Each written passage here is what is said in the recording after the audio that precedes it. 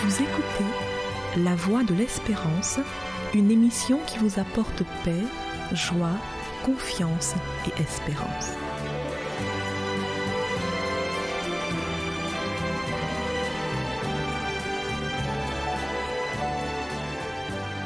Bonjour la Guyane et bonjour à tous depuis la Guyane. Posons bien la question du mal. Ne posons pas mal la question du mal. Ces remarques d'introduction sont très importantes car nous voulons aujourd'hui réfléchir sur le mal. Comment ne pas réfléchir sur ce sujet qui nous préoccupe et qui nous touche tous les jours? Pas un jour ne passe sans qu'on entende parler de souffrances, de catastrophes naturelles, de guerres, de maladies, même sur des petits-enfants. Donc nous sommes tout le temps confrontés au mal. Et cela suscite beaucoup de questions en nous. Mais il faut bien se poser la question quand on aborde ce sujet, ou encore faut-il se poser les bonnes questions? Parce que la problématique du mal reste irrésolue sous certains aspects. Même la Bible ne révèle pas tous les détails sur le comment et le pourquoi de l'existence du mal. Cependant, sous d'autres aspects, nous avons beaucoup d'informations et des informations qui peuvent être rassurantes. Retenons quelques informations pour notre chronique. La première, c'est que Dieu n'est pas injuste et Dieu n'est pas distant dans notre souffrance. En effet, la Bible nous invite à de multiples reprises à contempler la croix de Jésus comme étant le cœur du christianisme. Parce que la croix réfute toute accusation d'un Dieu injuste, impartial et distant. Quand vous regardez à la croix, où Dieu s'est offert lui-même en sacrifice à cause de nos péchés, en Christ, vous ne pouvez penser que Dieu est impartial ou distant. Parce que la croix, c'est Christ qui vient mourir pour tous les hommes. Car Dieu a tant aimé le monde qu'il a donné son Fils unique, afin que quiconque croit ait la vie éternelle. Donc Dieu n'est pas partial, il n'est pas non plus distant, puisque le Christ, personne de la divinité, a subi le mal de plein fouet. Il a goûté à tous les aspects du mal, physique, mental, moral. Le Christ a été confronté à la souffrance en toutes circonstances. Donc, ici, nous avons une preuve que Dieu n'est pas distant et il n'est pas sans connaissance du mal qui nous frappe tous les jours, puisqu'il l'a expérimenté lui-même. La croix du Christ aussi enlève toute justification à l'existence du mal, car à la croix, que fait Jésus? Il donne sa vie. Et nous savons et nous reconnaissons qu'il n'y a pas de plus grand amour que de donner sa vie pour ceux qu'on aime. La Bible dit même que lorsque Christ va à la croix, il met le comble à son amour, c'est-à-dire la partie la plus haute d'une maison, c'est ce qu'il met à son amour. Il va au climax, au maximum de l'amour. Par conséquent, nous savons que nous avons affaire à un Dieu d'amour. Si c'est un Dieu d'amour, on ne peut pas penser que le mal est venu à l'existence parce qu'il a refusé un bienfait à quelqu'un, à un être qui aurait décidé, parce qu'il lui manque de quelque chose, d'aller le chercher ailleurs. Le mal n'a pas de justification. Dieu s'est donné en Christ afin de mourir pour nous, de sorte qu'il peut nous justifier sans compromettre sa justice, et son amour parfait apparaît au grand jour. Vous savez, la Bible dit que Dieu prouve son amour pour nous en ce que Christ est mort pour nous alors que nous étions encore des pécheurs.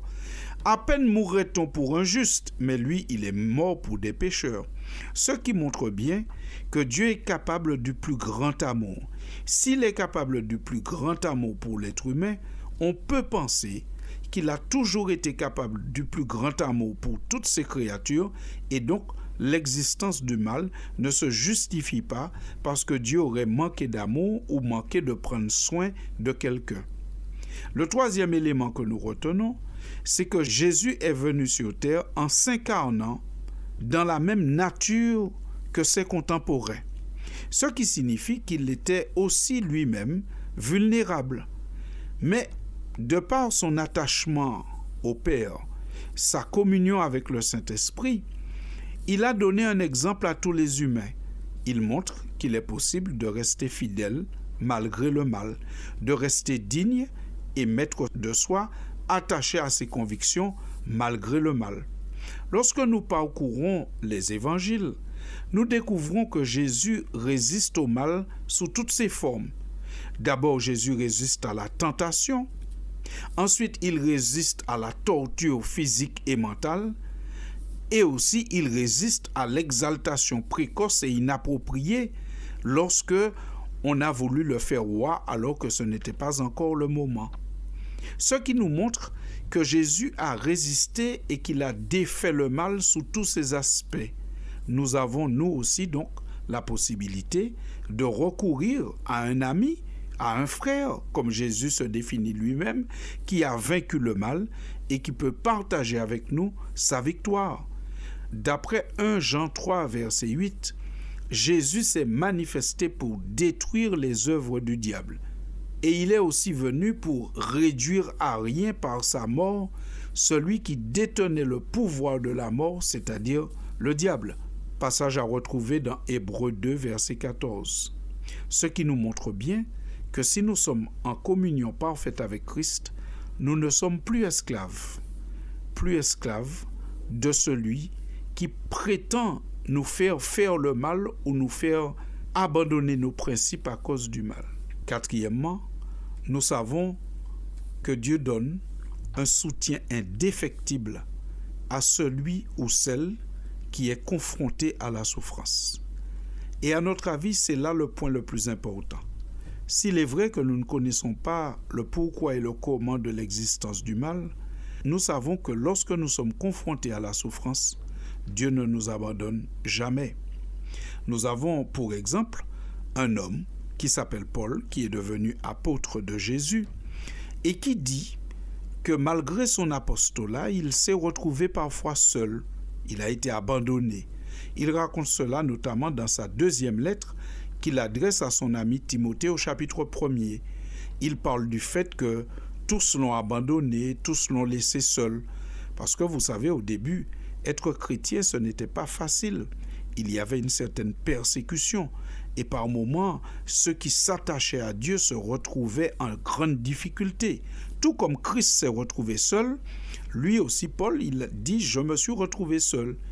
Et dans cette lettre qu'il adresse à Timothée, que vous lirez avec intérêt, à plusieurs reprises, notamment au chapitre 1er et au chapitre 4, il parle de ses souffrances et de cette solitude.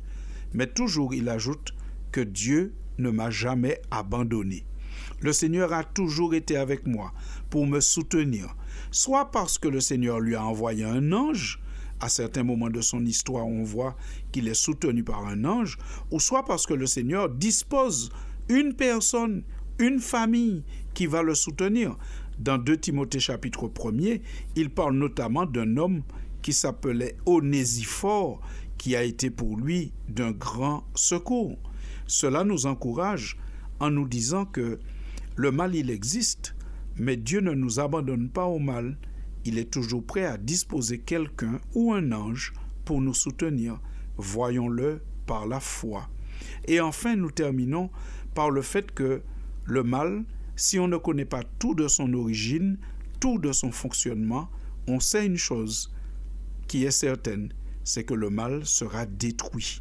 Le mal sera complètement aboli au retour de Jésus. Un jour, Satan, qui est l'auteur du mal, qui est le vecteur principal du mal, sera détruit et le mal disparaîtra. Nous trouvons des textes très rassurants, aussi bien dans l'Ancien que dans le Nouveau Testament, où il nous est dit que le mal sera détruit, mais détruit d'une manière absolument totale. Le prophète Malachie, au chapitre 4 de son livre, emploie l'expression « la destruction ne laissera ni racine ni rameau », ce qui signifie que le mal sera détruit totalement. Chers auditeurs de la Voix de l'Espérance, je ne sais par quelle souffrance vous passez en ce moment, mais je vous rassure, si vous regardez bien à côté de vous, vous verrez que Dieu a toujours une main pour vous soutenir ou vous secourir. Peut-être que cette main, c'est un humain qu'il place à côté de vous, ou une providence, ou un miracle. Mais le Seigneur n'abandonne jamais ses enfants dans la souffrance. Il connaît la souffrance, il est passé par là. Toutes les souffrances, Jésus y a goûté. Donc, il ne peut rester insensible aux cris de ceux qui souffrent et qui ont besoin de soutien. Aussi, gardons courage, car bientôt, très bientôt, le mal ne sera plus et le royaume de Dieu sera installé.